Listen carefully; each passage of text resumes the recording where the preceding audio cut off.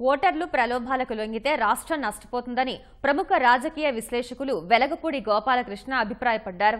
విభజన జరిగిన తర్వాత నవ్యాంధ్ర అభివృద్ధి పరిణామాలను ప్రజలంతా గుర్తు చేసుకోవాలని సూచించారు. అనుభవజ్ఞులకు ఓటు వేస్తే రాష్ట్రం మరింత ముందుకెళ్తుందని అన్నారు. నేర చరిత్రల పట్ల అప్రమత్తంగా ఉండాలని పిలుపునిచ్చారు.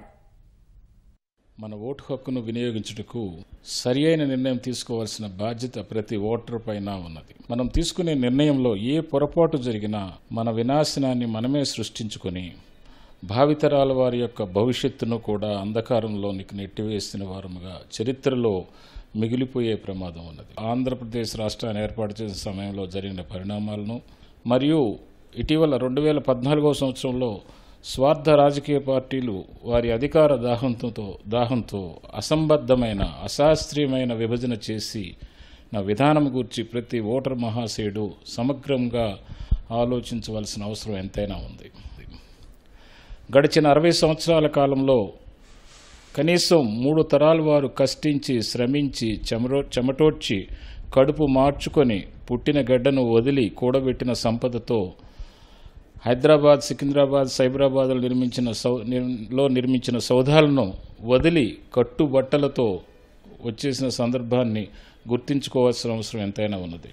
కొంతమంది చెడు రాజకీయ చరిత్ర కలిగిన సంతతి వారు తాము అక్రమంగా సంపాదించిన ఆర్థిక బలంతో రాజకీయ పార్టీలను ఏర్పరిచి ప్రజలను ఆశపెట్టి అసంబద్ధమైన అశాస్త్రీయమైన ఆచరణకు సాధ్యం కాని హామీలను గుప్పిస్తూ ఆర్థిక పరంగా సంపదను ఏ విధంగా సృష్టిస్తారో విశదీకరించకుండా మన ఓటును కొల్లగొట్టి అధికారాన్ని చేజింకించుకోవాలనే ప్రయత్నంలో కొంతమంది దొంగ రాజకీయ నాయకులు బయలుదేరారు.